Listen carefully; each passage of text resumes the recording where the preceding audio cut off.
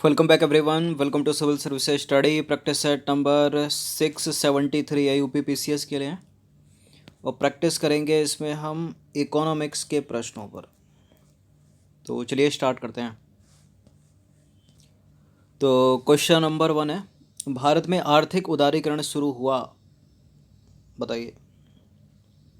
भारत में आर्थिक उदारीकरण शुरू हुआ भारतीय रुपए की परिवर्तनशीलता के साथ? नहीं।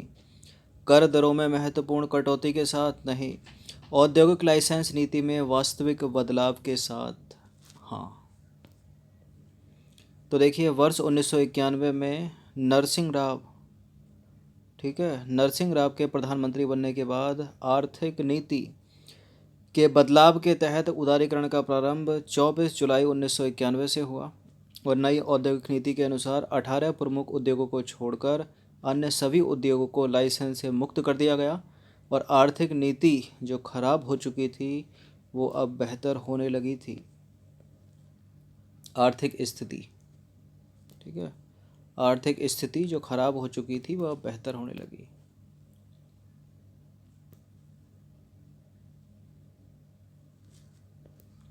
क्वेश्चन नंबर 2 पर आ जाइए। किसी देश की आर्थिक वृद्धि की सर्वाधिक उपयुक्त माप कौन सी है इनमें से?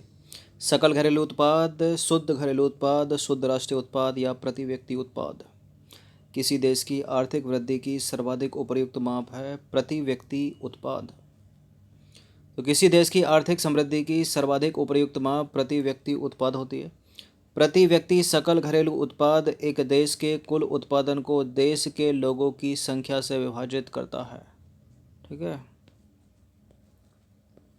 देखिए, देश के निवासियों द्वारा देश में या विदेश में एक वर्ष में किए गए अंतिम रूप से उत्पादित कुल वस्तुओं और सेवाओं के मौद्रिक मूल्य को सकल राष्ट्रीय उत्पाद कहा जाता है, ठीक है, जीएनपी अगर पूछा जाए तो। क्वेश्चन नंबर 3 पर आ जाइए। 1867-68 में भारत में प्रति व्यक्ति आय 20 रुपये थी। यह सबसे पहले किसने अभिव्यक्त किया था? किसने अभिनिश्चित किया था? ये किसने पता लगाया था? दादा भाई नौरोजी ने, ठीक है। Grand old man of India कहा जाता है इनको।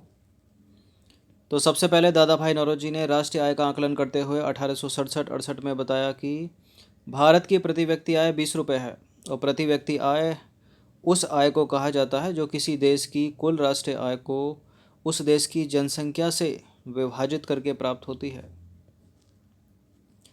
नंबर 4 पर आ जाइए। 1949 में भारत सरकार द्वारा नियुक्त राष्ट्रीय आय समिति का अध्यक्ष कौन था? 1949 में भारत सरकार द्वारा नियुक्त राष्ट्रीय आय समिति का अध्यक्ष कौन था, बताइए। पीसी महालनोबिस या BKRV राव? CR राव नहीं है, KN राज नहीं है, इन दोनों में से एक उत्तर है। PC Mahalanobis, option number B. तो वर्ष 1949 में भारत सरकार द्वारा राष्ट्रीय आय समिति के अध्यक्ष पीसी महालनोबिस थे और BK राव और गाडगिल जो है इसके सदस्य थे। इस समिति ने 1951 से 1954 तक भारत में राष्ट्रीय आय का अनुमान लगाया और इसके बाद से केंद्रीय सांख्यिकी संगठन भारत में राष्ट्रीय आय और वर्तमान राष्ट्रीय आय से संबंधित डेटा जो है वो प्रस्तुत करता है। भारत में सबसे पहले वैज्ञानिक दृष्टि से अगर पूछा जाए राष्ट्रीय आय की गणना किसने की थी? BKRV राव ने की थी। क्वेश्चन नंबर 5 पर आ जाइए। इंपॉर्टेंट प्रश्न है, SSC, बैंक, ठीक है, स्टेट PCS सब में पूछा गया है। आय का वितरण मापा जाता है फिलिप वक्र से या लॉरेंज वक्र से, लाफेर वक्र से या मार्शल वक्र से?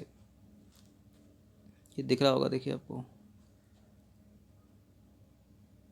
लॉरेंज वक्र, ठीक है, ऑप्शन नंबर बी।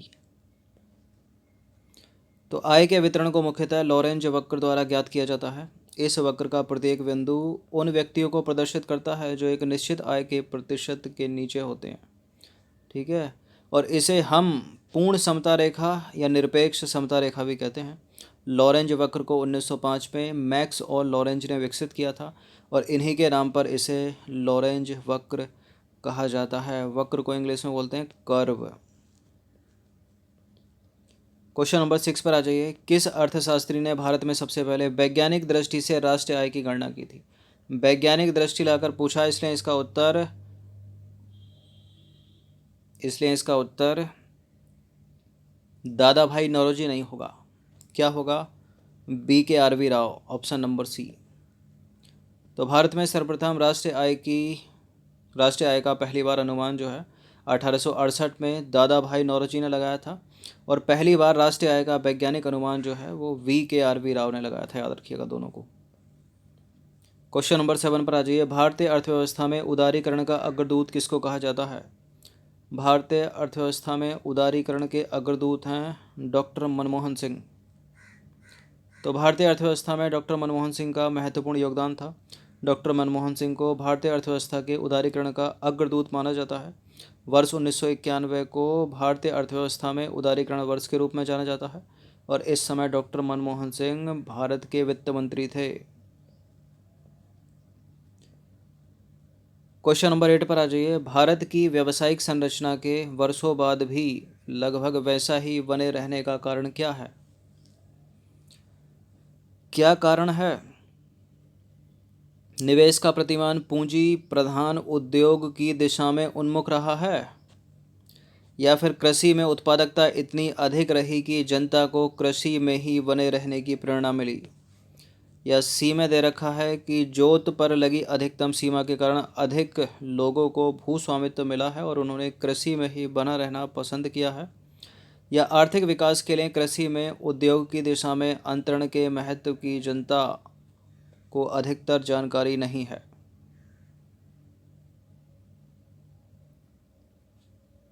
बताइए। आर्थिक विकास के लिए कृषि में उद्योग की दिशा में अंतरण के महत्व की जो है जनता को अधिकतर जानकारी नहीं है, यही कारण है, डी है इसका आंसर। तो भारत की आज़ादी के बाद अर्थव्यवस्था में कई गुना वृद्धि हुई, जिसमें जीडीपी में भी कई गुना वृद्धि हुई, तथा जीडीपी में प्राथमिक, द्वितीयक और तृतीयक क्षेत्र के योगदान में बृहद परिवर्तन के बावजूद भारत की व्यावसायिक संरचना वैसी ही बनी है।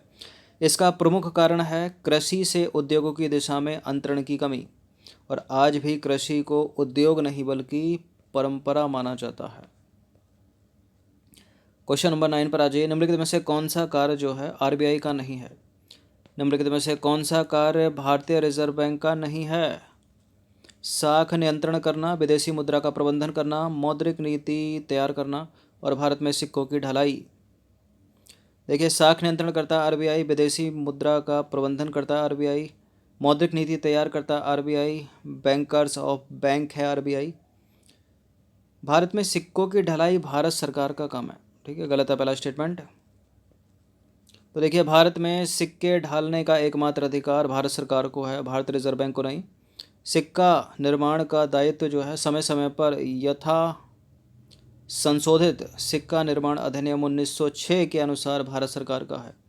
सिक्कों की ढलाई जो है भारत में 4 टकसालों में होती है, मुंबई में, अलीपुर में कलकत्ता के, ठीक है, और सैफाबाद और चेरियापल्ली में हैदराबाद के, और उत्तर प्रदेश के नोएडा में।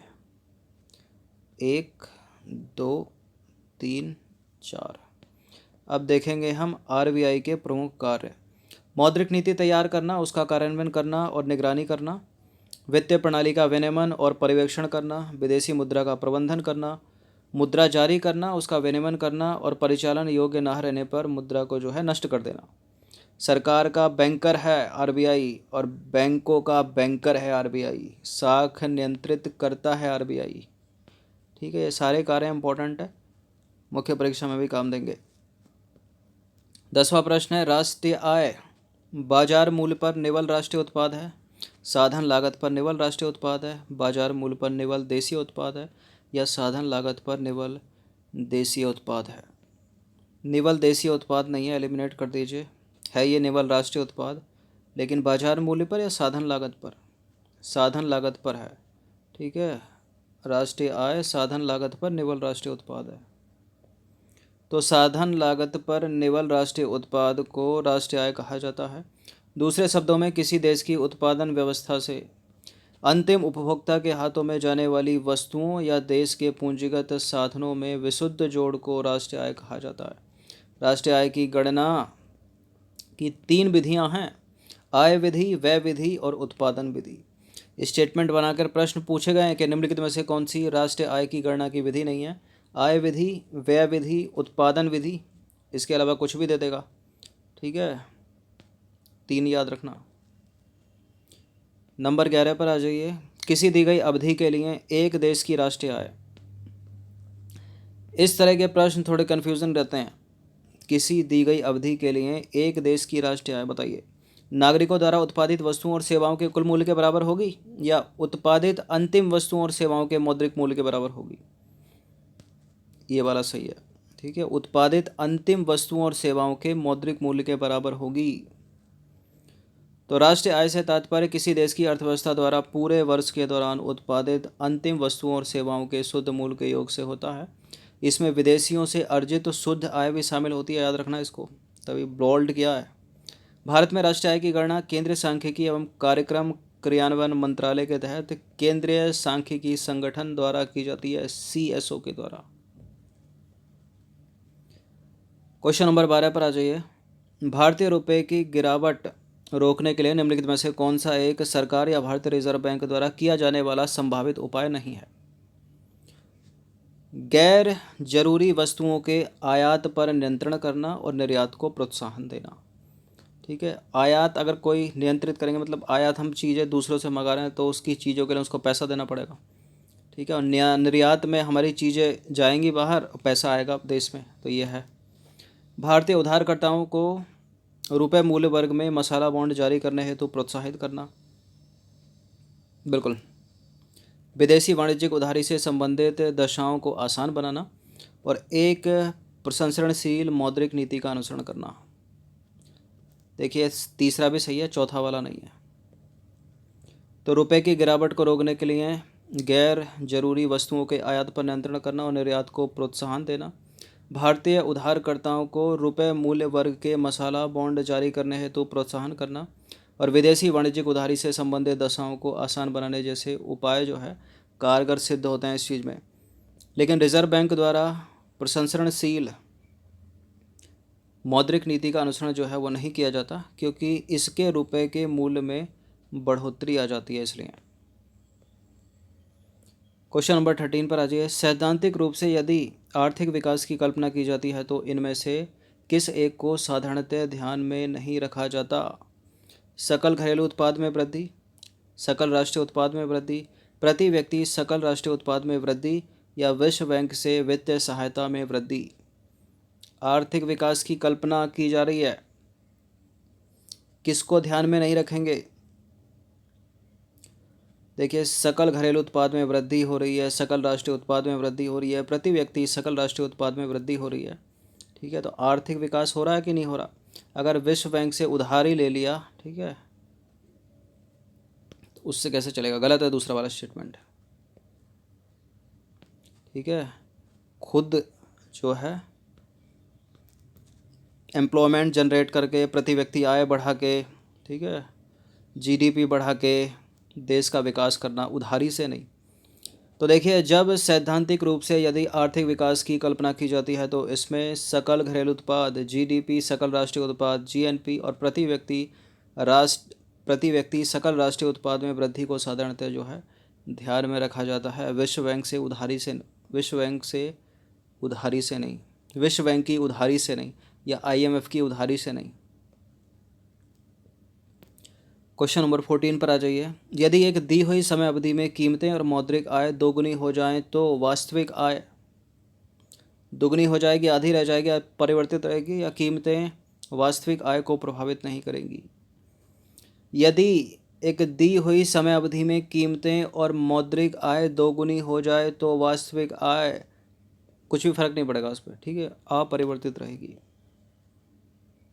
तो देखिए एक वित्तीय वर्ष में यानी एक वर्ष में कीमतें और मौद्रिक आय दोनों दोगुनी होने पर वास्तविक आय अपरिवर्तित रहती है, क्योंकि बढ़ी हुई कीमतें बढ़ी हुई मौद्रिक आय को प्रतिसंतुलित कर देती है और इससे राष्ट्रीय आय पर कोई प्रभाव नहीं पड़ता है, याद रखना। क्वेश्चन नंबर 15 पर आ जाइए। भारत में राष्ट्रीय आय समंकों का आकलन किया जाता है।